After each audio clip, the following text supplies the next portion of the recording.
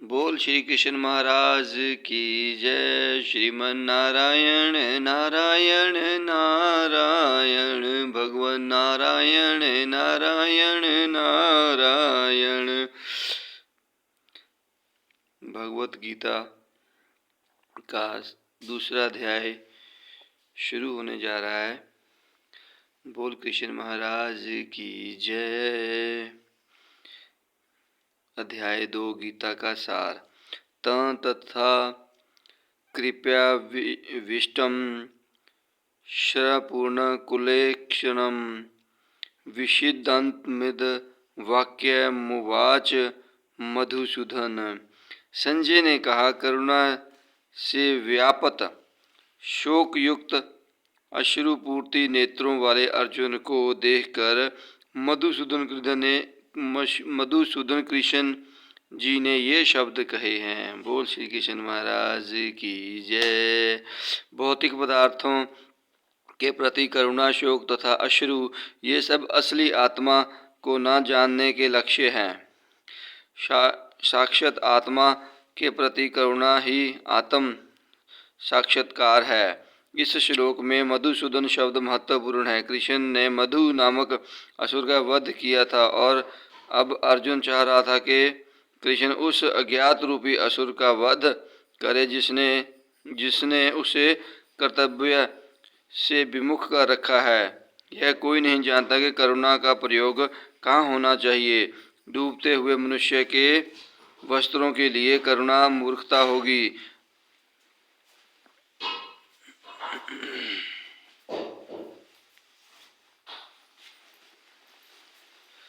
अज्ञात सागर में गिरे हुए मनुष्य को केवल उसके बाहरी पहनावे अर्थात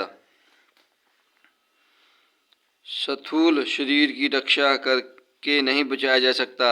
जो इसे नहीं जानता और बाहरी पहरावे के लिए शोक करता है वह शूद्र कहलाता है, अर्थात वह वृद्धा ही शोक करता है। अर्जुन तो क्षत्रिय था, अंत उसने ऐसे आचरण की आशा न थी, किंतु भगवान कृष्ण अज्ञानी पुरुष के शोक को विनष्ट कर सकते हैं और इसी उद्देश्य से उन्होंने भगवत गीता का उपदेश दिया।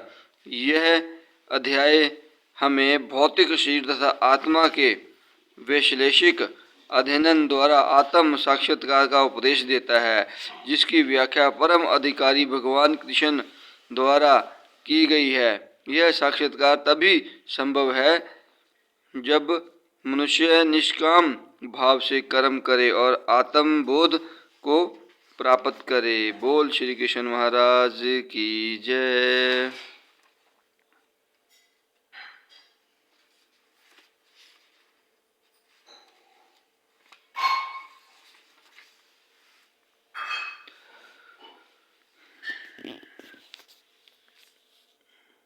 कुत्सत्वा कश्मलमिद विषय समुपस्थितम् अनार्ष्टम शब्दम कीर्तिकनम जुन।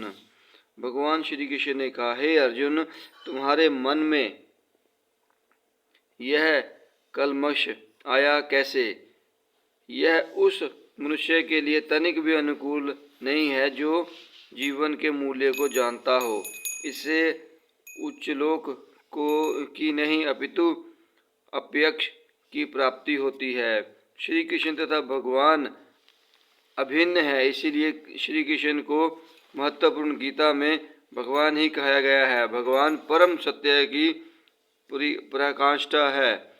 परम सत्य का बोध ज्ञान की 3 अवस्थाओं में होता है।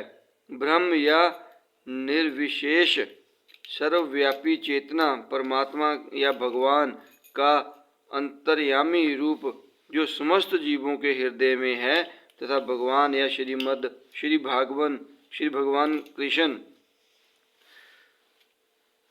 श्रीमद्भगवत में परम सत्य की यह धारणा इस प्रकार बताई गई है। वदंती तत्व विस्तव अज्ञान मध्यम बहुति परमात्मोहि भगवन्ति शब्द से परम सत्य का ज्ञाता परम सत्य का अनुभव ज्ञान की 3 अवस्थाओं में करता है और ये सब अवस्थाएं एक रूप है। ये ब्रह्मा परमात्मा तथा भगवान के रूप में व्यक्त की जाती है।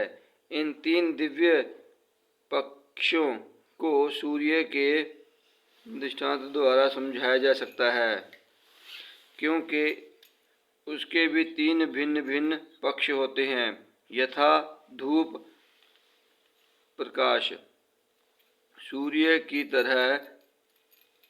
की सतह तथा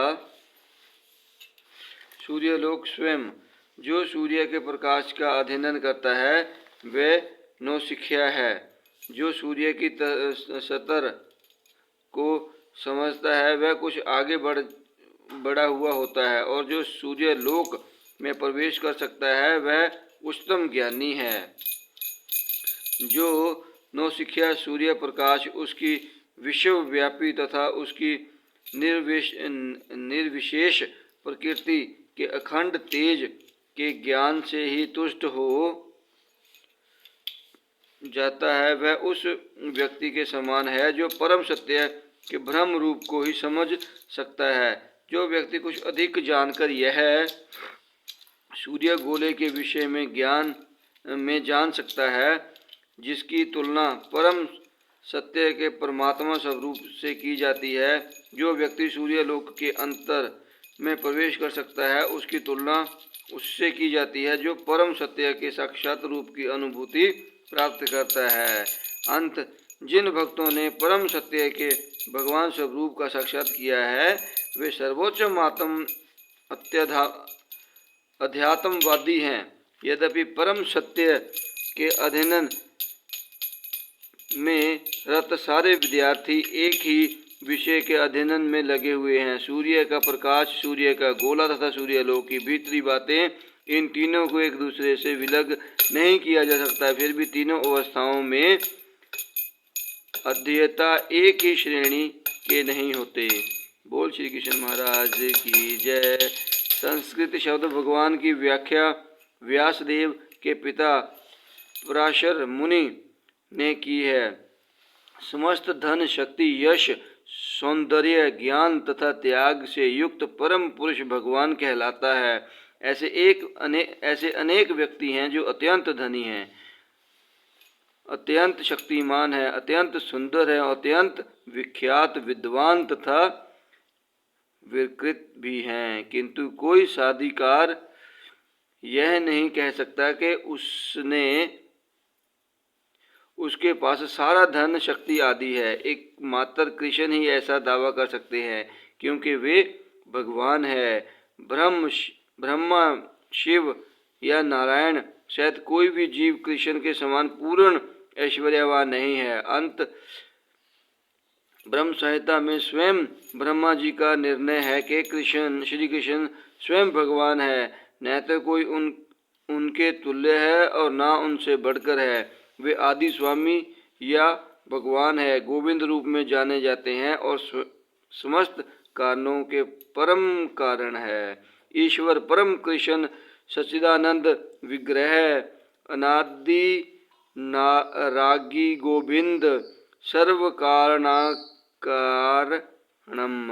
ऐसे अनेक पुरुष हैं जो भगवान के गुणों से युक्त हैं, किंतु कृष्ण परम है, क्योंकि उनसे बढ़कर कोई नहीं है। वे परम पुरुष हैं और उनका शरीर सच्चिदानंदमय है। वे आदि भगवान गोविंद हैं और समस्त कारणों के कारण है।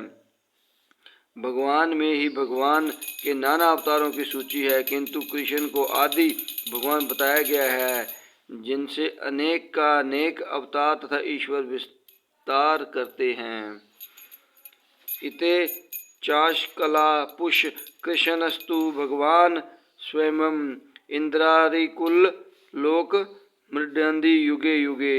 यहाँ पर वर्णन सारे अवतारों की सूचना या तो भगवान की अंश कलाओं अथवा पूर्ण कलाओं की है, किंतु कृष्ण तो स्वयं भगवान है। अंत कृष्ण आदि भगवान परम सत्य परमात्मा एवं निर्विशेष ब्रह्म दोनों के उद्गम है। भगवान की उपस्थिति में अर्जुन द्वारा सब जनों के लिए शोक करना व्यर्थ अशोभनीय है। अंत कृष्ण के कुत शब्द से अपना आश्चर्य व्यक्त किया है। आर्य जैसी सभ्य जाति के किसी व्यक्ति से ऐसी मलिनता की उम्मीद नहीं की जाती। आर्य शब्द उन व्यक्तियों पर लागू होता है जो जीवन के मूल्य को जानते हैं और जिनकी सभ्यता आत्म साक्षात्कार पर निर्भर करती है। देहांतम बुद्धि से प्रेत मनुष्यों को यह ज्ञात नहीं रहता कि जीवन का उद्देश्य परम सत्य विष्णु या भगवान का साक्षात्कार है। वे तो भौतिक जगत के ब्रह्म स्वरूप से मोहित हो जाते हैं। अंत वे यह नहीं समझ पाते कि मुक्ति क्या है। जिन पुरुषों को भौतिक संबंध से मुक्ति का कोई ज्ञान नहीं होता वे अनार्य कहलाते हैं। यद्यपि अर्जुन क्षत्रिय था किंतु युद्ध से विचलित होकर वह अपने कर्तव्य से गुमराह हो रहा था।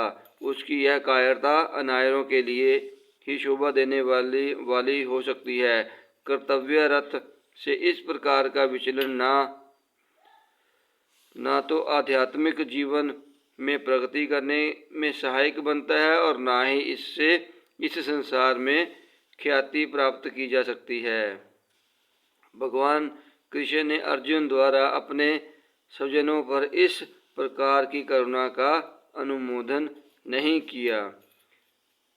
कैलेबव या सम गम पार्थ नेत्रतव्युमुद्धते शुद्र हृदय दोर्लय तैकतोष्ट परंतप।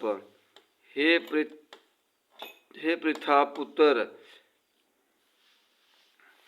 इस हीन नपुंसकता को प्राप्त मत हो, यह तुम्हें शोभा नहीं देती। हे शत्रुओं के दमन करता, हृदय की शुद्ध दुर्लभता को त्याग कर युद्ध के लिए खड़े हो। अर्जुन को पृथापुत्र के रूप में संबोधित किया गया है। इस पृथा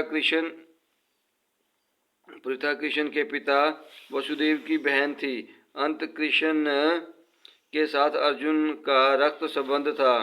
यदि क्षत्रिय पुत्र लड़ने से मना करता है तो वह नाम का क्षत्रिय है और यदि ब्राह्मण पुत्र अपवित्र कार्य करता है तो वह नाम का ब्राह्मण है। ऐसे क्षत्रिय तथा ब्राह्मण अपने पिता के अयोग्य पुत्र होते हैं। अंत कृष्ण यह नहीं जानते थे कि अर्जुन अयोग्य क्षत्रिय पुत्र कहलाए। अर्जुन कृष्ण का घनिष्ठतम मित्र था और कृष्ण प्रत्यक्ष रूप से उसके रथ का संचालन कर रहे थे। किंतु इन सब गुणों के होते हुए भी यदि अर्जुन युद्ध भूमि को छोड़ता है तो वह अत्यंत निंदनीय कार्य करेगा। अंत कृष्ण ने कहा कि ऐसी प्रवृत्ति अर्जुन के व्यक्तित्व को शोभा नहीं देती। अर्जुन यह तर्क कर सकता था कि वह परम पूज्य भीष्म तथा सज्जनों के प्रति उदार दृष्टिकोण के कारण युद्ध भूमि छोड़ रहा है, किंतु कृष्ण ऐसी उदारता को केवल हृदय दौर्बल्य मानते हैं। ऐसी झूठी उदारता का अनुमोदन एक ही शस्त्र नहीं करता। अंत अर्जुन जैसे व्यक्ति को कृष्ण के प्रत्यक्ष निर्देशन में ऐसी उदारता या तथा कथित अहिंसा का परित्याग कर देना चाहिए। अर्जुन उवाच कर्थ भीष्म है संख्य द्रोण च मधुसूदन इषुभि प्रतियोत्स्यामि पूजावहि सूदन। अर्जुन ने कहा, हे शत्रुहंता, हे मधुसूदन, मैं युद्ध भूमि में किस तरह भीष्म तथा द्रोण जैसे पूजनीय व्यक्तियों पर उलटकर बाण चलाऊंगा। भीष्म पितामह तथा द्रोणाचार्य जैसे सम्मानीय व्यक्ति सदैव पूजनीय है। यदि वे आक्रमण भी करें तो उन पर पलटकर आक्रमण नहीं करना चाहिए। यह सामान्य शिष्टाचार है कि गुरुजनों के वाण वाग्य युद्ध भी न किया जाए। यहाँ तक कि यदि कभी वे रुक्ष